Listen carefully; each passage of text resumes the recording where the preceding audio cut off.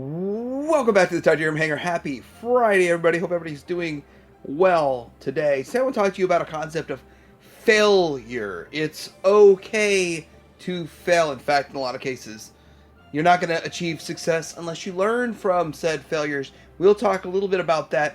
Then we'll talk about some points in history. Some of this stuff is going to be like, Mike, it's a rerun. You're like a broken record. But I'm going to be a rerun, broken record on a couple of these points with 2025 data and information. Examples from this week's reviews will be used in this video, so it's very, very current.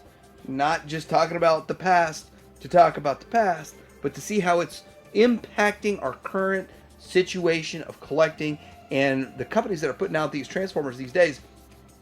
And I'm going to talk about the top ones, where their failures were, and then the ones, well, one of them's not here anymore. We'll talk about this some more coming up.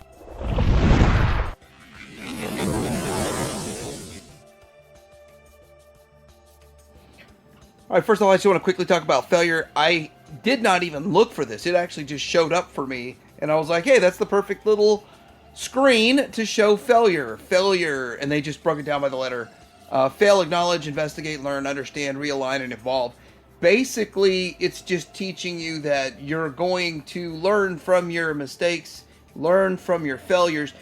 Some of the things that I've learned in my lifetime, and I've heard pretty much everybody that's successful, the billionaires always say this stuff too, but learn from your failures. Don't spend all of your time dwelling on your failure. Learn from it, move, change, evolve, and just don't repeat the same failures. But most people that have made it big, multimillionaires, billionaires, have had a multitude of failures, 30 failures, 40 failures. They don't dwell on it. They learn from it. And it actually kind of feeds that hunger to succeed even more every time they fail until they finally find success. And then they repeat that success. Now, it's easy for me to start talking about X-Transbots, even when we're talking about failure, because they did make mistakes. They have had some failures along the way. Some people would argue everything they put out's a failure. I disagree with that. I think that I'm an X-Transbots fan because I like the design. I like that they try to keep it reasonably priced for the most part. And they've been doing a lot better. This cup is the epitome of the worst thing that they did, but they responded accordingly. They actually recalled the figure, their lock figure, the 1.0. I've never seen any other company do this. I've never seen this before or after a third-party company just recall everything. No one has them in stock anymore, almost overnight. And then they put out a 2.0 and sent it out for free. Just Keith bit the bullet. I gotta say, that's impressive. The other weird thing is they put it next to Takara's Hot Rod. And they would never put it next to Fans Toys. They would never ever showcase a Fans Toys in their pictures, in their art, but they would definitely use Takara's, which is kind of funny because the Takara one is the lesser of the two, in my opinion. I like the Fans Toys look and aesthetic better than what Takara did. Don't worry, we're going to talk about Takara and how they handle their failures also. So one of the things that I'm seeing is that so many people complained about X-Transbots and problems and this, that, and another, and I do believe that it's because Keith is trying to compete with a very competitive project, trying to compete neck to neck, head to head with Fans Toys. But he's also trying to keep a lower price point because he understands that aspect of it, and he's trying to save a buck. The trying to save a buck is that there's usually something that it's like too thin of a piece of plastic that is scary on an X-Transbots figure. But I'm going to put it out there. I haven't broken an X-Transbots figure. I broke one a while back, like 2017, 19, somewhere around there. But I haven't broke one since. I think that he's doing a better job. X-Transbots doing a better job. I still noticed a couple things that were like, they saved a buck here and they saved a buck there on the figure I reviewed today. But overall, it's still a great figure. The one on the right is still my favorite of these figures they've put out so far. The one in the center I reviewed today is still very, very solid. Very good figure. And with that, it holds its own against Fans Toys as a combiner, as a figure on its own, and as a combine mode. Fans Toys has had its fair share of failures. And here is where the lines kind of get blurry on failure. they would have never put out a 2.0 unless they viewed their first Spindrift, their Sea Spray, as a failure.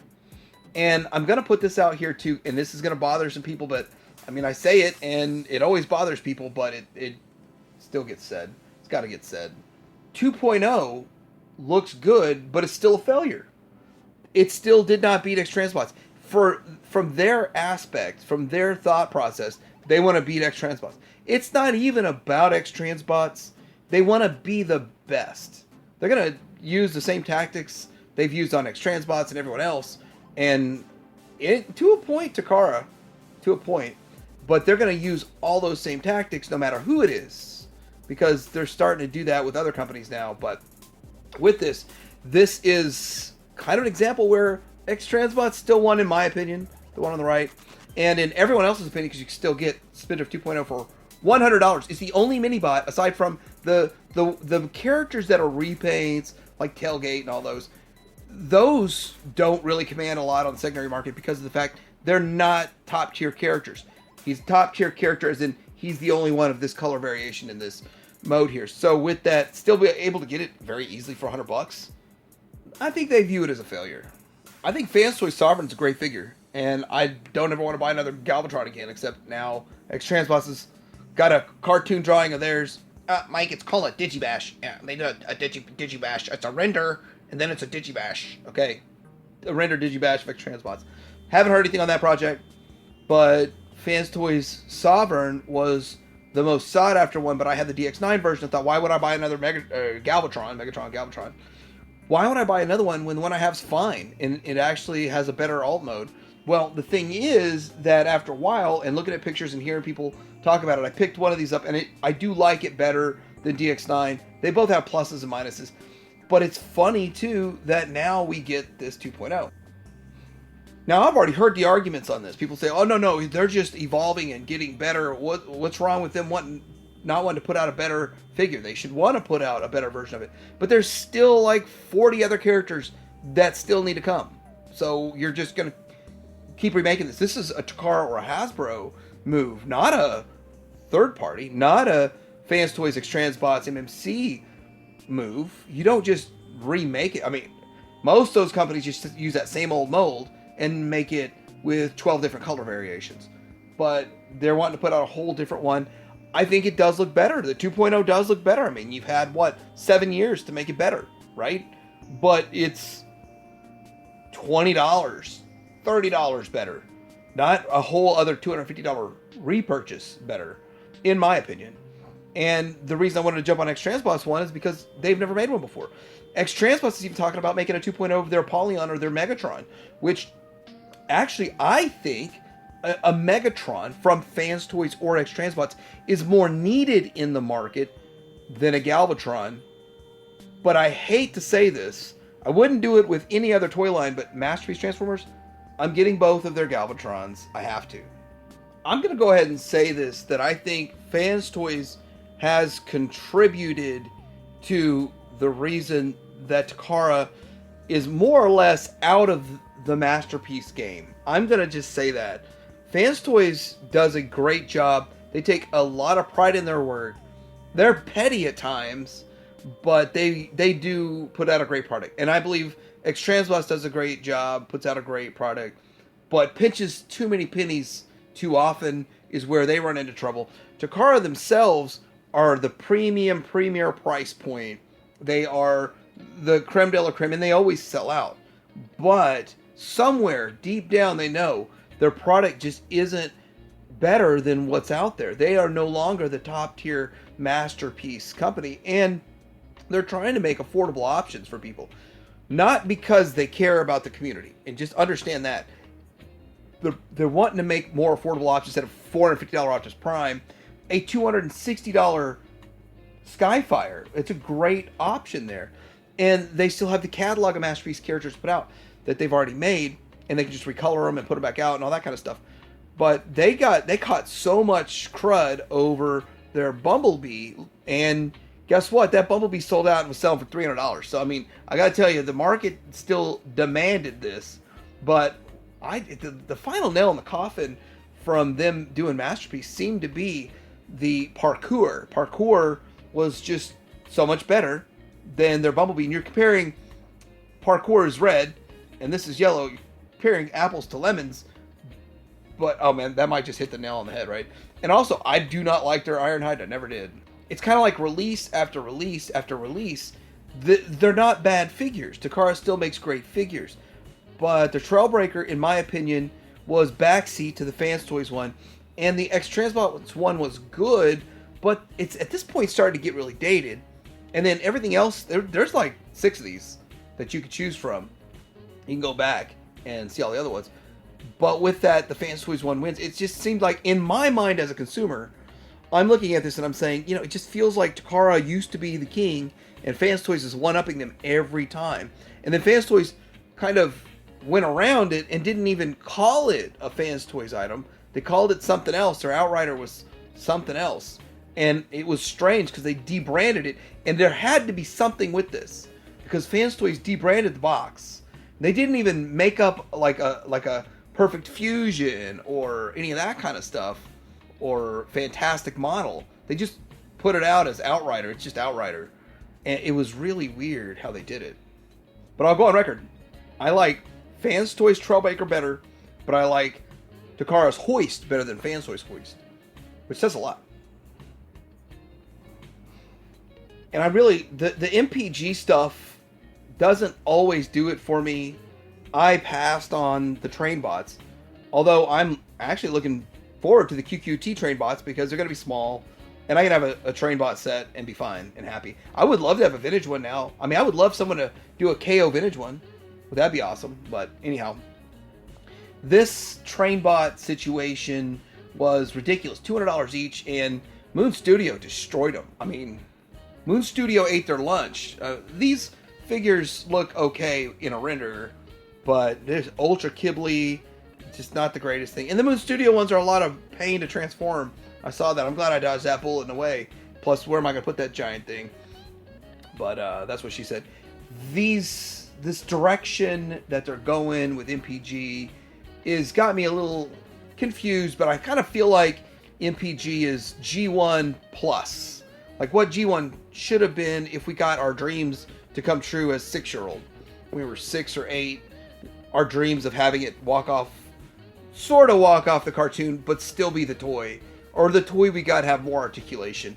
Sort of the same thing as Missing Link, but it's like Missing Link Plus is MPG, is the way I see it. I mean, I might be wrong, but that's how I see it. But still, I like it. I still like the MPG, but I feel like it's catering to a slightly different market than the MP market. Well, okay, a different market than the MP market. Lucky for us, we've never seen a HasLab Transformers HasLab fail. They've all succeeded. They've all funded. Wait, what? They had to extend Unicron 2 months? The reason I bring this point up is because after time, people just forget stuff like this. But HasLab failure, it failed. I made countless videos on this, and they extended it 2 months. And it was like gaining 2 to 7 orders in a day, and then maybe one day would be 12, and then 3 days it would only be in those single digits, and it barely funded. At the end, it had a huge spike, which everybody thought was kind of shady practice of some sort, but they did take in 5 other international partners, which they didn't add those until the end. So there's a lot to this. So when you think about right now, the crowdfunds none of them are really going to fail, I don't think, but they're barely getting across the finish line right now. They're limping across the finish line. This didn't make it across the finish line in time. They had to replay that game. They had to extend it. The other thing is, I'm hearing people saying Takara had a big influence in saying, you will not cancel this. I think it's more of Takara said, you're still paying us the $50,000 to design this, the $80,000 to design this, no matter what, or something along those lines. But other people are saying that Takara already committed to selling some of these to other people internationally, other customers internationally, other distributors internationally. They had already committed to that, and Takara had put a lot of work into it. So it's a Takara design, not a Hasbro design, even though it says Hasbro on it. But whatever. I can't substantiate any of the rumors, any of the talk, but I mean, a lot of it makes sense. But yeah, this failed. This is a failure. I don't think they learned from it, but no other Transformer HasLab has failed. What they learned was don't charge so much. Find cheaper projects for the Transformers HasLabs. Sometimes failure does not end in success. And a lot of people got burned on this. Now, comment below if you got burned on the Moss Toys crowdfund. I did not follow this very much. I used to be, and I have to admit this, in the early days of collecting and whenever this came around in 2018, I was still not doing my news yet. I wasn't paying attention to everything. I just cared about what I cared about. And everything else I just kind of shut out. I'd see it. Yeah, I don't care about that. Yeah, I don't care about Legends. I don't care about that. I don't care about that. But this crowdfund popped up and I'm like, yeah, I don't care about it. $90 a figure and they're Tetrajets. But as you can see, they made the Bumblebee and some other stuff. And I'll show this Bumblebee here. So all my information on this Moss Toys situation is kind of a retro look at it. I don't really remember much of it firsthand, except for the people complaining that they got burned and they didn't get their money back. And as my understanding is nobody got paid back. But they're popular for the skiff. You can still get this for $40. And at the right time, I think TF Source had it for $20. I almost bought it. It's a Cybertron. This is Cybertronian alt modes that they put on this. I see this and like I kind of think back to when I first saw it. That doesn't really look like a Tetrajet. In fact, Hasbro / Takara and Siege made a closer to Tetrajet version than even these. And I think iGear's Tetrajets still nail it for the most part in jet mode. And so with that, I think iGear still stands and remains as the closest to the animation for a Tetrajet. But with that, I mean, they failed. Moss Toys somehow took the money in and never made the figures. And they took the money and ran. I don't know the whole story behind it. I'm not exactly upset about it because it didn't affect me, but I think Deluxe Baldwin was in on this. So, I mean, Deluxe has some... I was thinking about messaging me and finding out more information about it, but a little too late. I should have done that. But it's one of those crazy things. They started at 90 each, so I don't know if there were options to upgrade to this, that, or another. But how did this affect the community? Well, other than people losing kind of belief in a crowdfund for third parties in the Transformer space for a while, I think I've never heard of another crowdfund except for Make Toys. And guess what? Make Toys was getting seekers. You can't write that, but I heard, or I thought Make Toys had crowdfunded one of their seekers, but it turned out being like a pre-order. And with that, like Make Toys took the seeker helm and ran with it, and that's why they've got all the different colors and all the stuff. And you could really do a lot with that. Well, now we're going to get the 3.0, the MP52 mold, and that's going to be a bunch of different colors. But it seems like even Takara is scared to make seekers past the main three. They knew the main three would sell like hotcakes, but the rest of them, Hasbro got burned with them at Toys R Us. They went on clearance for $40. I got several of them for $40, and I ended up reselling them down the road because I just don't need all the different color variations. But Acid Storm and Sunstorm are pretty cool. But I'm going to say this about Moss Toys. I think Moss Toys, it's not that they learned the lesson, it's that everybody watching what was going on learned the lesson. And with that, the crowdfund situation was bad with them, but they still were not a reputable enough company to give your money up to.